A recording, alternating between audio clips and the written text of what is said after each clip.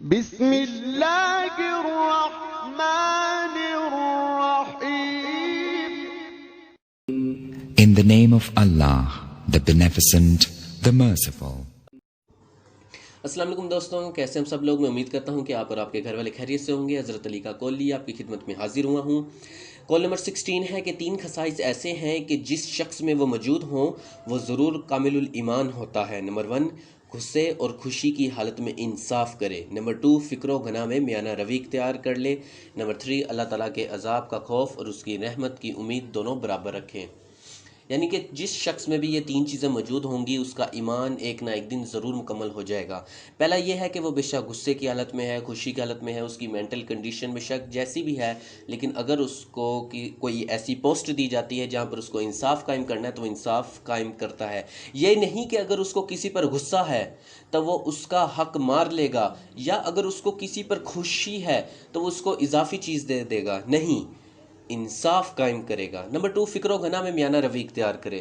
یعنی کہ جب اس کے اوپر برے وقت آئے، اس کے اوپر حالات تنگ ہوں، اکنومیکل کولیپس ہو جائے، اس کا بزنس ٹھپ ہو جائے، نوکری چلی جائے، پھر اس کو اپنے خرچے کم کرنے چاہیے اور چادر دیکھ کر پاؤں پھیلانے چاہیے اور ہر اضافی خرچے سے ہاتھ اٹھا لینا چاہیے اور میانہ روی اختیار کرنی چاہیے اور اللہ کا شکر ادا کرنا چاہیے. اس طرح وہ ناجائز کام کرنے سے بچ جائے گا اور اس کا ایمان بھی خراب نہیں ہوگا. نمبر 3، اللہ تعالیٰ کے عذاب کا خوف اور اس کی رحمت کی امید دونوں برابر رکھے. مطلب کہ یہ ہے کہ اگر اللہ تعالیٰ کا عذاب برحق نہ ہوتا تو قیامت کا کنسیپٹ ہی واضح نہیں ہوتا. کفار کے بارے میں بہت سخت آیات موجود ہیں، احادیث موجود ہیں کہ ان کو عذاب دیا جائے گا، جہنم میں بھیجا جائے گا، ایکسیٹرا ایکسیٹرا. اور جو مسلمان ہے اس نے جو گناہ کیے ہیں اس کا بھی اس کو خمیازہ بھگتنا پڑے گا. اللہ تعالیٰ کا خوف ہم سب کے دلوں میں ہونا چاہیے، لیکن ساتھ ساتھ رحمت کی امید بھی ہونی چاہیے. یعنی کہ خوف بھی ہونا چاہیے تاکہ ہم گناہ نہ کریں، اور رحمت کی امید بھی ہونی چاہیے تاکہ ہم برے کاموں سے بچے تو رہیں، لیکن اگر ہم سے غلطی ہو جائے تو ہم یہ سمجھیں کہ اللہ تعالیٰ معاف کرنے والے ہیں. ہم اللہ تعالیٰ سے معافی مانگیں، روئیں دھوئیں اللہ تعالیٰ کہ آگے گر گرائیں اور اللہ تعالیٰ سے معافی حاصل کر لیں.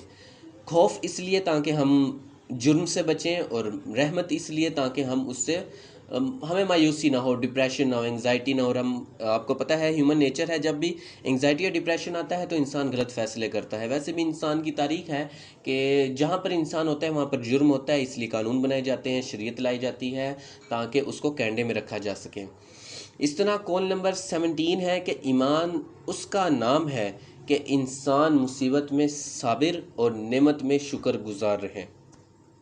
حضرت علی کا کوٹ نمبر 17 ہے، 17واں کوٹ ہے کہ ایمان اس کا نام ہے کہ انسان مصیبت میں صابر اور نعمت میں شکر گزار رہے.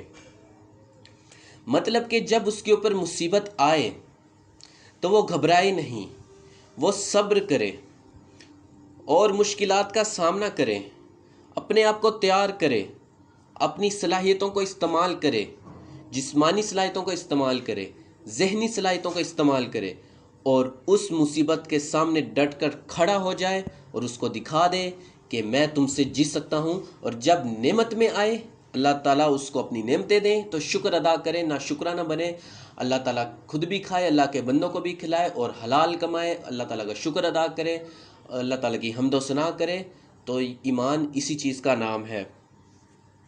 اور صبر کا مطلب ہے ایک چیز میں مسلسل محنت کرتے رہنا.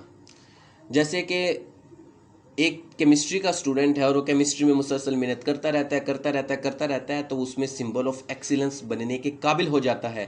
اسے کہتے ہیں صبر کرنا، کہ محنت کرتے رہنا، ہمت کرتے رہنا، جرأت کرتے رہنا، حکمت عملی بنانا یعنی اسٹریٹجی بنانا، پلاننگ کرنا، جسے سمارٹ ورک کہتے ہیں. یہ ہے صبر کا مطلب. تو ایمان اس کا نام ہے کہ انسان مصیبت میں صابر اور نعمت میں شکر گزار رہے. تو آج ہم نے 2 کوٹ پڑھے. جو 16 تھا وہ تھا 3 خصائص ایسے ہیں کہ جس شخص میں وہ موجود ہوں وہ ضرور کامل ایمان ہوتا ہے. نمبر 1، غصے اور خوشی کی حالت میں انصاف کرے. نمبر 2، فکر و گناہ میں میانہ روی اختیار کرے. نمبر 3، اللہ تعالیٰ کے عذاب کا خوف اور اس کی رحمت دونوں کی امید رکھے. اس کے بعد تھا 17، ایمان اس کا نام ہے کہ انسان مصیبت میں صابر اور نعمت میں شکر گزار رہے. تو میں امید کرتا ہوں کہ جو حضرت علی کے کوٹس ہیں وہ آپ کی زندگی بدلنے میں اہم کردار ادا کرتے ہوں گے. میری تو زندگی ان سے کافی بہتر ہوئی ہے، اور اسی لیے میں آپ لوگوں کے ساتھ شیئر کر رہا ہوں، کیونکہ میں نے پرومس کیا تھا کہ میں حضرت علی کے کوٹ جو میرے پاس اویلیبل ہیں وہ میں آپ کے ساتھ شیئر کروں گا. بار بار چینل پر آنے کے لیے، ویڈیوز دیکھنے کے لیے آپ سب لوگوں کا بہت بہت شکریہ.